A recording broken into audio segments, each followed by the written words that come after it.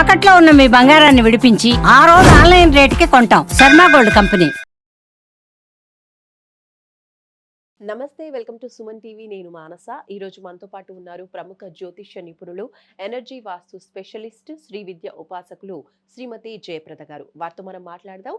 అలాగే ఈ నెలంతా కూడా మే నెలలో ద్వాదశ రాశుల వారి రాశి ఫలాలు ఏ విధంగా ఉన్నాయనేది తెలుసుకుందాం. అమ్మ నమస్తే. అమ్మ నమస్తే అమ్మ, శ్రీమాత్రే నమః.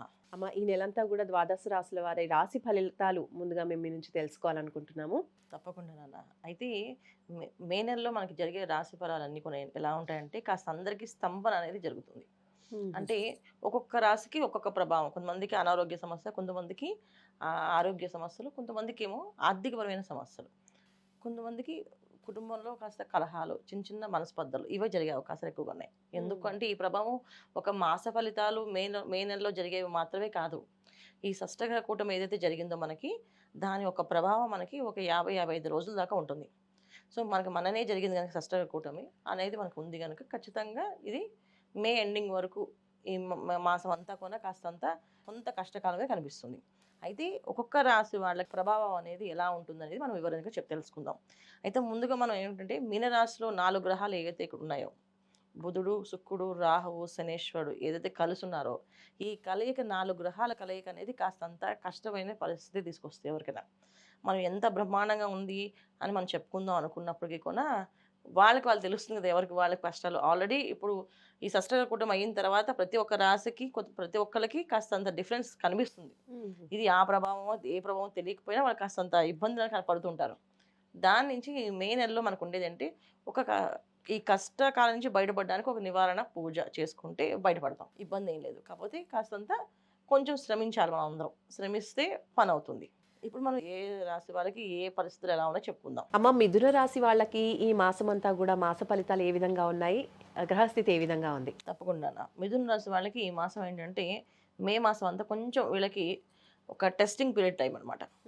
ఎంత పరీక్షిస్తుంది అంటే పరీక్షా కాలం ఎందుకు చెప్పామంటే ఉద్యోగస్తులకి, వ్యాపారస్తులకి, తర్వాత ఇంట్లో ఉండే గృహిణులకి, విద్యార్థులకి అందరికీ కూడా ఒక పరీక్షా కాలం అన్నమాట. ప్రతిదీ ఒక క్వశ్చన్ మార్క్ వీళ్ళకి మైండ్లో వస్తుంది.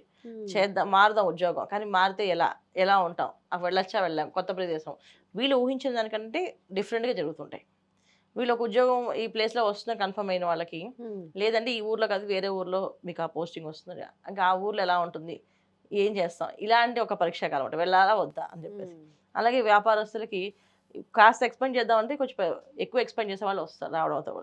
సో వీళ్ళు నమ్మచ్చా నమ్మలేమా, వెళితే బాగుంటుందా బాగుంటుందా, ప్రతిదీ ఒక పరీక్షా కాలం లాగా ప్రతి విషయంలోనే వీళ్ళ సమస్య అనేది కొంచెం కనిపిస్తుంటుంది.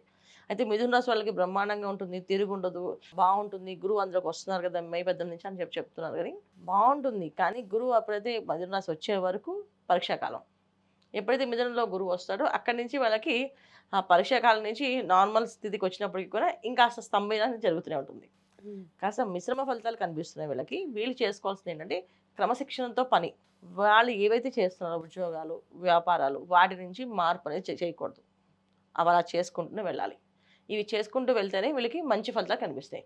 చూడడానికి కాస్తంత లేదు మాకు అంత ఫలితం రావట్లేదు కనుక మేము మారుస్తున్నాం అని అనుకుంటే ఏం అక్కడ. అలాగే కొంతమంది ఉద్యోగాలు నేను మారితే బ్రహ్మాండంగా ఉంటుంది, నేను ఇక్కడి నుంచి మారాలి, ఎన్నో ఏళ్ళ నుంచి చేస్తున్నాను ఇక్కడ ఉద్యోగం, ఈ ఉద్యోగం వదిలేసి కొత్త ఉద్యోగానికి వెళ్తే కొత్త ఉత్సాహంతో వస్తుందని కాదు. ఇక్కడున్న గౌరవం, ఇక్కడున్న మర్యాద దానికంటే తక్కువ అవుతుంది అక్కడికి వెళ్తే. ఇప్పుడున్న కాలంలో మారకుండా ఉండడం, ఉన్న ఉద్యోగాన్ని జాగ్రత్తగా చేసుకుంటే గురువు ఎప్పుడైతే ఈ స్థానంలోకి మిథున రాశిలోకి వస్తున్నారో మే 18 తర్వాత అప్పటి నుంచి వీళ్ళకి వాళ్ళు ఏదైతే ఉద్యోగం చేస్తారో అక్కడ గుర్తింపు, గౌరవం పెరుగుతుంది. ఇన్నాళ్ళు ఈయన చేశారు, ఆయన చూసి నేర్చుకోండి అని చెప్పి రేపు బాసే వాళ్ళని పొగిడే అవకాశాలు ఎక్కువగా ఉంటాయి.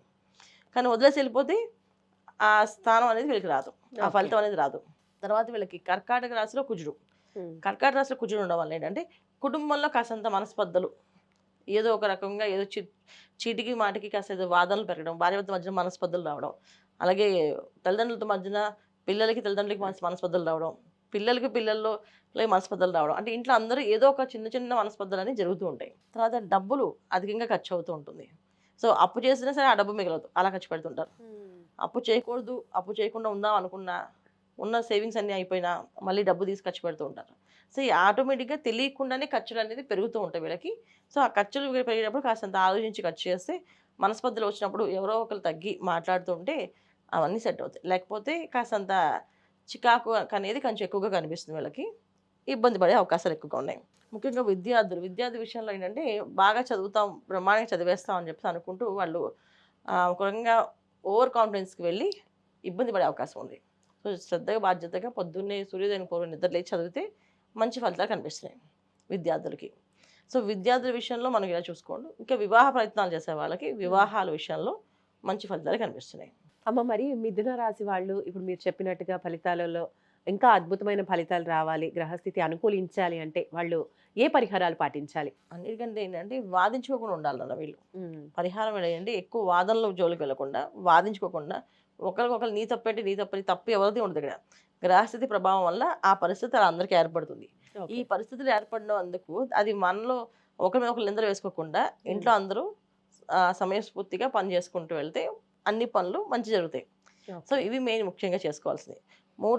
రెండోది ఏంటంటే ఒక టెంపుల్కి వెళ్ళి ప్రదక్షిణాలు చేయడమో, గుడికి వెళ్ళి రావడమో కాకుండా ఇంట్లో ప్రతినిత్యము ఒక పారాయణలా చేయడం.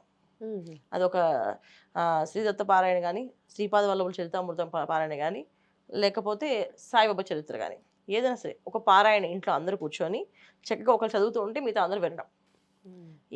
ఇది చేయడం వల్ల ఏంటంటే కాస్త ఆలోచన విధానం అందరిది మార్పు అనేది జరుగుతుంది.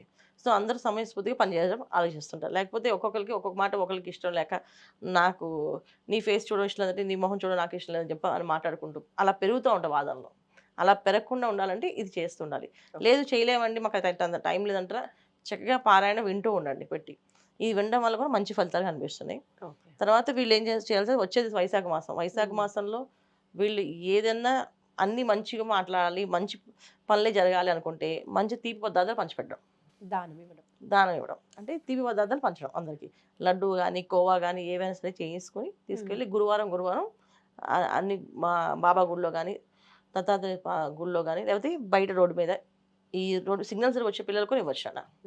వాళ్ళకున్న ఇస్తే చాలా మంచి ఫలితాలు ఉంటాయి. అంటే వీళ్ళు తయారు చేయాలా స్వయంగా చేతితో, లేదంటే బయట నుంచి కొనుక్కొచ్చి కూడా ఇవ్వచ్చా? చేసి ఇస్తే ఇంకా మంచిది. టైం లేకపోతే తీసుకొని ఇవ్వడం. తీపి పదార్థాన్ని ఎక్కువ పంచుతూ ఉండి ఇంట్లో తీపి విషయాలు, తీపి సంబంధించిన శుభకార్యాలు, శుభయోగాలు అన్నీ కనిపిస్తున్నాయి. అందుకని వీళ్ళు వైశాఖ మాసంలో ఈ తీపి పదార్థాన్ని పంచడం వల్ల అన్ని మంచి వార్తలు వింటారు. అమ్మ మిథున రాశి వాళ్ళకి చక్కని రాశి ఫలాలు ఏ విధంగా ఉన్నాయి, నెలంతా కూడా ఏ విధంగా ఉంటుంది, ఎటువంటి పరిహారాలు పాటించాలి, ఇంకా ఏ దానాలు చేయాలి అనేది చాలా క్లియర్గా ఎక్స్ప్లెయిన్ చేసినందుకు ధన్యవాదాలు. నమస్తే. శ్రీమాత్రే నమః. చూసారు కదా, మనకి అమ్మ చాలా క్లియర్గా ఎక్స్ప్లెయిన్ చేశారు. మిథున రాశి వాళ్ళకి గ్రహస్థితి ఏ విధంగా ఉంది, ఏ దానం చేయాలి అనేది. మీరు కూడా ఇవన్నీ పాటించి మంచి ఫలితాలు పొందాలని ఆశిస్తున్నాం. ఇంకా ఏమైనా సమస్యలు, సందేహాలు ఉండి పరిష్కారాలు తెలుసుకోవాలి అనుకుంటే, లేదా అపాయింట్మెంట్ తీసుకోవాలి అనుకుంటే స్క్రీన్ పైన కనిపించే నెంబర్స్కి కాల్ చేయండి. చూస్తూనే ఉండండి సుమన్ టీవీ. నమస్తే.